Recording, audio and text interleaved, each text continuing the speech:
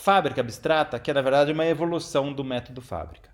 E a gente vai ver que fábrica abstrata, o Abstract Factory, ele usa o método fábrica. Aqui eu segui bem o jeito que ele é apresentado no livro Goff. Então, 87 é o número da página do livro Goff onde aparece o método fábrica abstrata. Então, o objetivo do fábrica abstrata é prover uma interface para a criação de famílias de objetos relacionados sem especificar sua classe concreta. Então, note uma grande diferença aqui é que são famílias de objetos, são vários objetos diferentes, mas que pertencem a uma mesma família. Tá?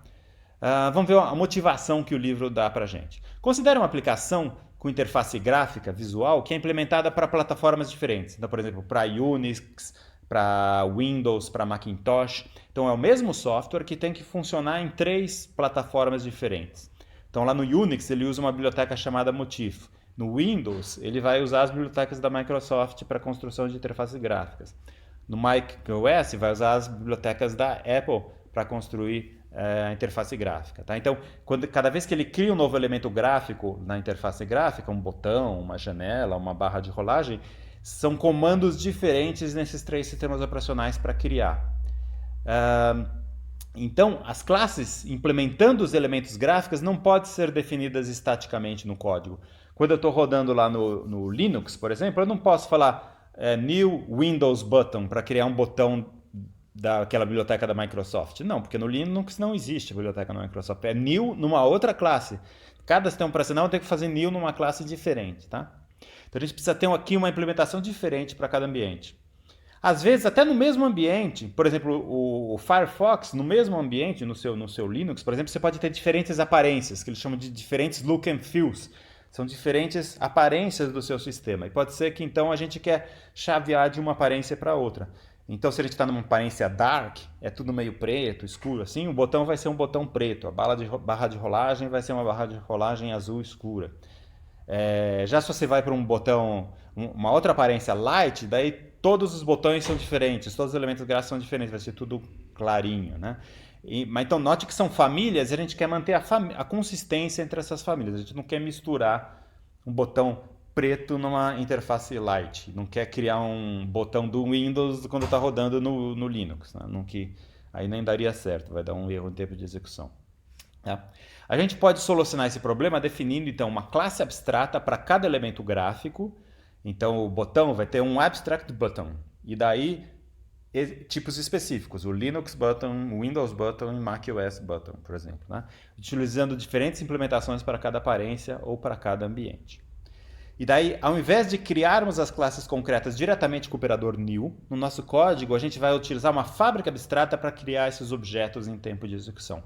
Tá? E o código do cliente não sabe qual classe concreta a gente está utilizando, isso vai ficar escondido lá dentro da fábrica. Tá? Quando que isso aqui é aplicável? A gente usa uma fábrica abstrata quando um sistema deve ser independente da forma como seus produtos são criados e representados. Um sistema deve poder lidar com uma família de vários produtos diferentes e você quer prover uma biblioteca de classes de produtos, mas não quer revelar as suas implementações, quer revelar apenas as suas interfaces e deixar a implementação escondida. Né? Então, como é que funciona? Qual é o diagrama UML desse padrão Abstract Factory? É o seguinte, então você tem o cliente aqui, e o cliente ele vai ter referências para os produtos abstratos. Então, ou para uma classe abstrata ou para uma interface. Então, nesse caso, o cliente tem uma referência, ele tem um apontador, uma referência para um Abstract Product A e para um Abstract Product B. Então, ele cria, vai lidar com objetos desse tipo abstrato e desse tipo abstrato. Né? Ele não tem referências diretas para produtos específicos aqui, para o Product A1, Product A2, Product B1, Product A2. Você está vendo? Não tem referências específicas. A referência é sempre para a classe abstrata. E ele tem também um apontador, uma referência para uma fábrica abstrata, que lá tem os métodos cria o produto A, cria o produto B, que também são abstratos. E daí sim, aqui a gente escolhe as famílias de produtos. Então a primeira família de produto, que aqui é representada por essa Concrete Factory 1, aí sim, ele tem os métodos create product, que daí sim ele tem um new que vai criar aqui o product A1 ou o product B1. Tá? E essa outra família de produtos, a família Concrete Factory 2, ele vai criar o product A2 ou o product B2. Tá? Desse jeito, o cliente também não vai correr o risco, primeiro, de criar um produto errado. Então, por exemplo, isso aqui pode ser os elementos gráficos do Windows e os elementos gráficos do Linux. O cliente, se ele está no ambiente Linux, ele vai instanciar uma fábrica abstrata aqui do tipo específico de Linux. E daí, automaticamente, toda vez que ele fala crie produto A, crie produto B, crie produto C, já vai vir um produto específico para Linux. Ele não corre o risco de misturar as famílias de produtos, tá? Então você mantém essa coerência nos estilos. A mesma coisa foi a aparência. Você quer a aparência de um videogame que tem pode ser o mesmo meio de videogame, tem uma aparência espacial ou aparência de Velho Oeste.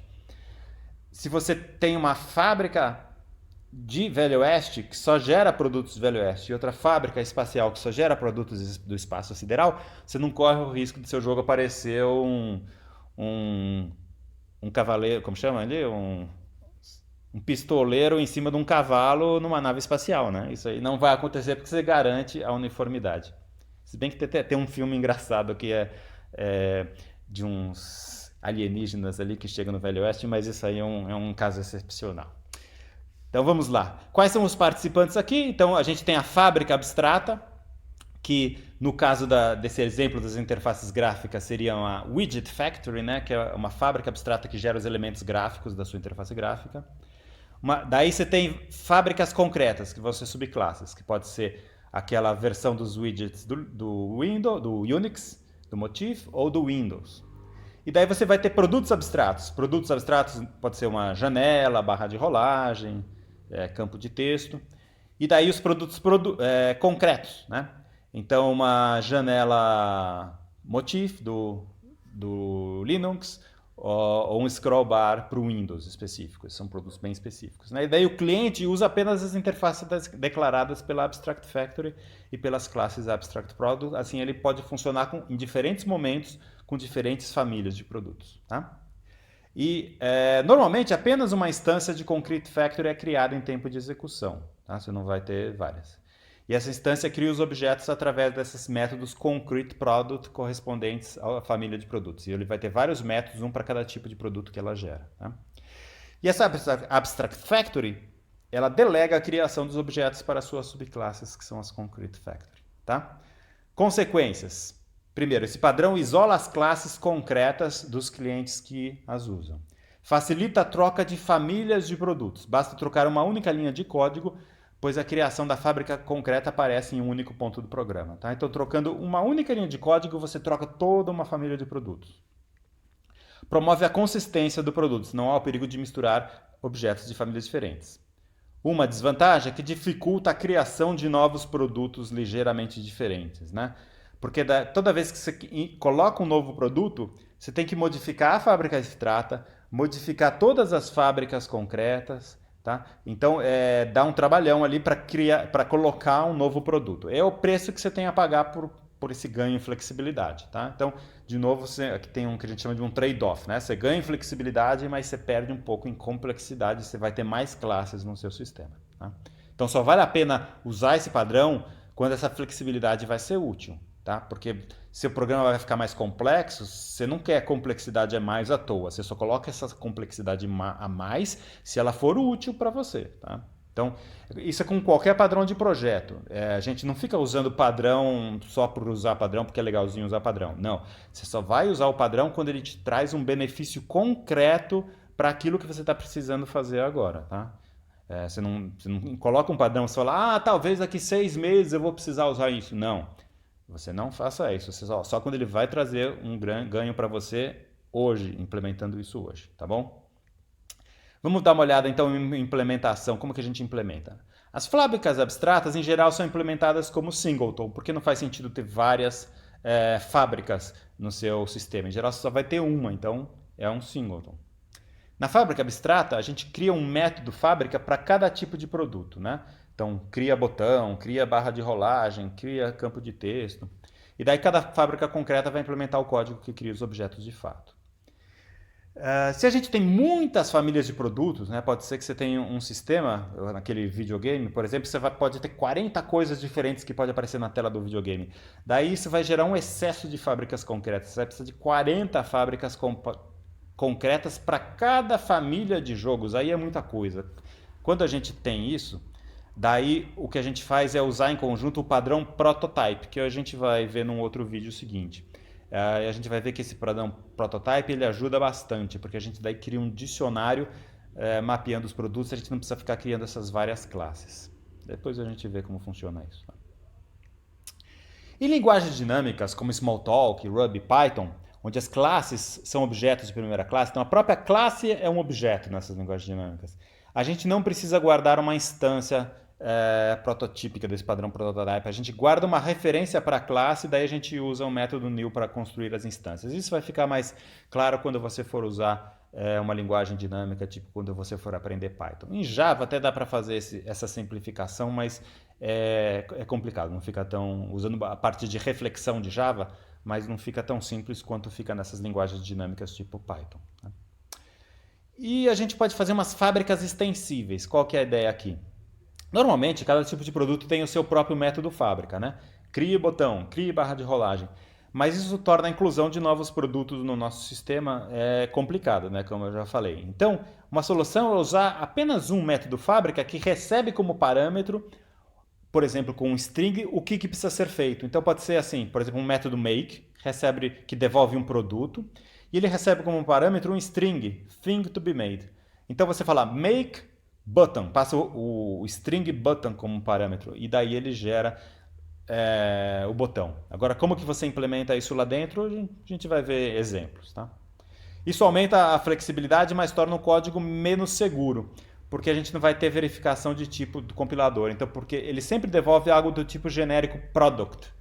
Então, se o programador fizer algo errado, por exemplo, ele pede para criar um botão, mas ele coloca esse botão num lugar onde devia ser uma barra de rolagem, o compilador não vai pegar esse erro.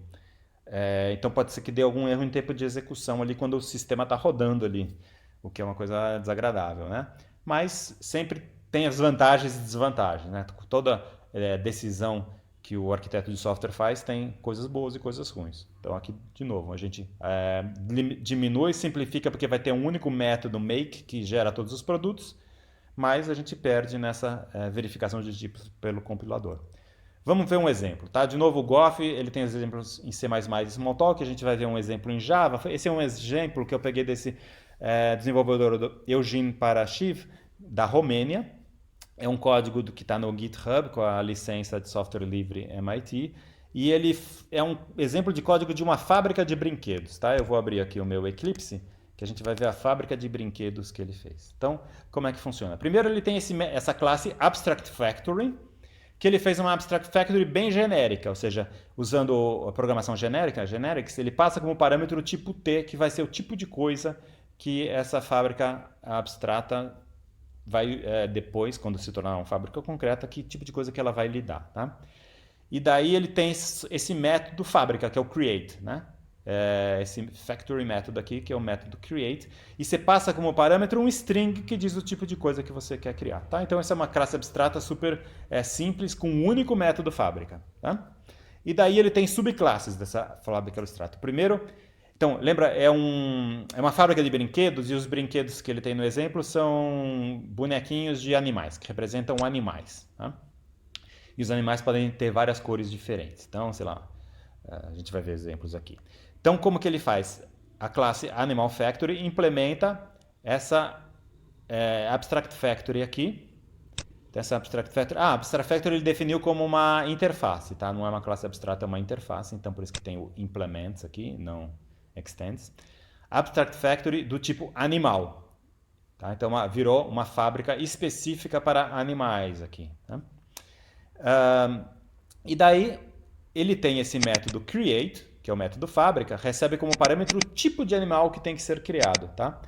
E daí como que ele faz a seleção? Aqui é usando um if else. Então, se o tipo é um dog, ou seja, se o que é passado como parâmetro aqui em animal type é dog, daí que tem o new hard-coded explícito, né? Return new dog. Ele instancia a classe dog. Se é do tipo duck, é um patinho, return new duck. Tá? Caso contrário, ele vai devolver null. Tá? E daí, se você quiser acrescentar novos tipos de animais, basta você colocar novos if else aqui. Né?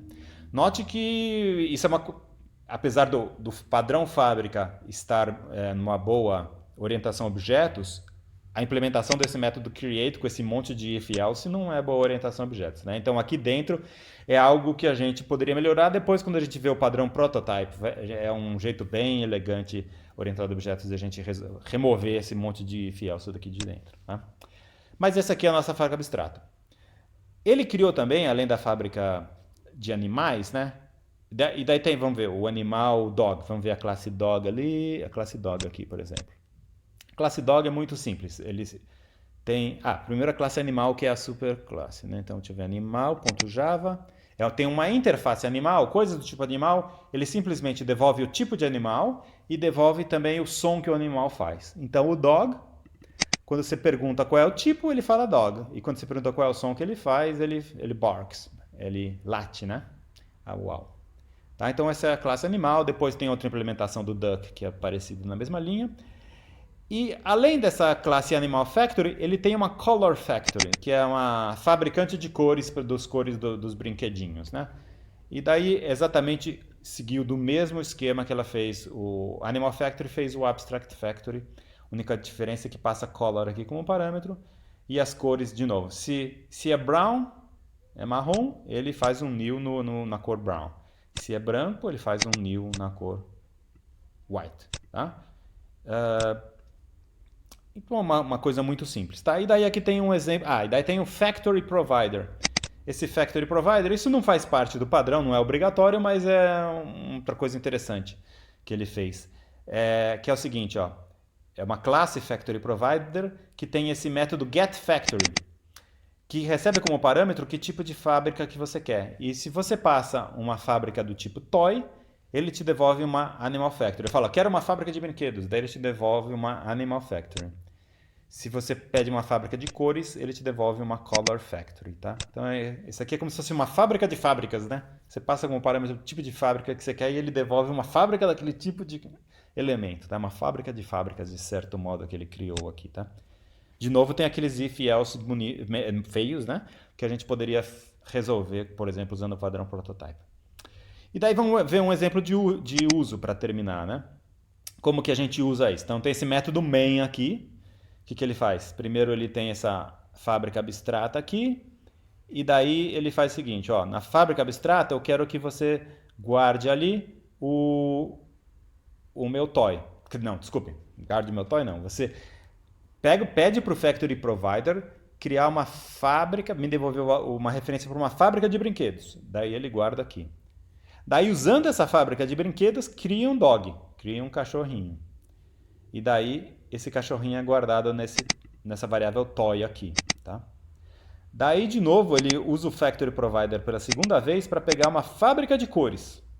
E agora, usando essa fábrica de cores, me devolva uma referência para a cor marrom, brown. Ele guarda aqui nessa variável color, tá? E daí sim ele imprime esse resultado aqui. Esse resultado é o quê? Esse é o artigo 1 na língua inglês. toy.getType. Então o tipo do brinquedo para a gente vai ser cachorro. Então fala um cachorro, with. E daí vai dizer color.getColor, provavelmente vai devolver o nome da color com a tal cor. Tá? E ele faz, esse brinquedo faz este som. Então, se eu mandar executar, vou mandar executar aqui o código, ele manda imprimir. Tá, ó, imprimiu aqui. A dog with brown color barks. Né? O toy.getType devolveu o cachorro, color.getColor devolveu brown, e o toy.makeSound respondeu barks, tá? Então, um cachorro de cor marrom late. Tá? Então, um exemplinho bem simplesinho, né? Ultra simples, do uso do padrão fábrica abstrata. Espero que vocês tenham achado esse exemplo interessante. Tá? Então é isso. Lembre que a gente usa o padrão fábrica abstrata quando a gente quer desacoplar os tipos específicos de elementos que são criados do cliente que usa o código. Então aquele new e o nome da classe a gente deixa escondido do cliente, de forma que o cliente possa trabalhar com diferentes famílias de objetos em diferentes momentos. E o fábrica abstrata ajuda a garantir a consistência dessas famílias, para não ficar misturando objetos de famílias diferentes, objetos do Velho Oeste e misturar com objetos do espaço sideral. Tá? Se a gente não tem essas famílias de objetos, é um único tipo de objeto que tem subtipos, é uma única coisa, daí a gente não precisa usar uma fábrica abstrata, basta um método fábrica, tá bom? Então espero que vocês tenham gostado e até o próximo padrão. Eu recomendo olhar o padrão Prototype, porque vai ajudar a gente a tornar a nossa fábrica abstrata mais elegante.